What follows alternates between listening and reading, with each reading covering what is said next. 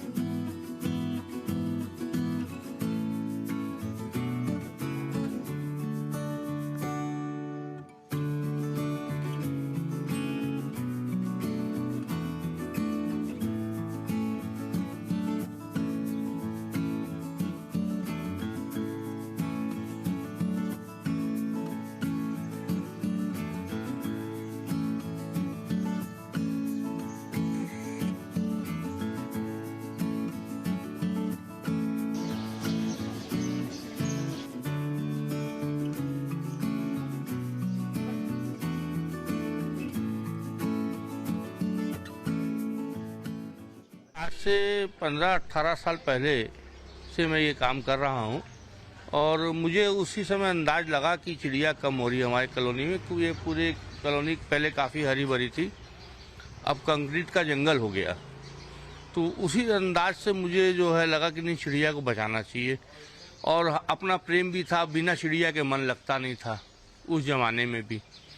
तो फिर मैंने बैंगनवेलिया का पेड़ लगाया और चिड़िया जब उसमें आके रहने लगी तो डिस्कवरी देखते हुए अंदाज किया कि चिड़िया को कैसे रखना है, उसका क्या सिस्टम है। उसको अगर ये मिट्टी के उसमें रखा जाए गमले में तो वो रह सकती है। तो मिट्टी के गमले को मैंने जो है उल्टा चिपका के पीछे 1.25 इंच का छेद किया और उसको चिपका दिया। वो बढ़िया से उसमें चिड़िया आने लगी। समय इस पूरे एरिया में 200-250-300 स्क्वायर मीटर में कम से कम 2500-2600 चिड़िया हैं, जो कि पिछले 15 साल में धीरे धीरे बढ़ी हैं। आपके माध्यम से ये मैसेज जाए कि जो है पर्यावरण बचाते जो है चिड़िया को भी, ये गौरैया खास करके को बचाया जाए। और खाली इसके लिए गर्मी में पानी और दाना रखने की जरूरत नहीं है, 365 दिन रखिए। क्योंकि जब सफाई हो जाती है, झाड़ू लग जाता है, पूरी सफाई हो जाती है, तो इनको दाना कहीं मिलता नहीं है। तो जो भी आदमी इस काम को आगे बढ़ाना चाहता है वो 365 दिन का काम लेके चले।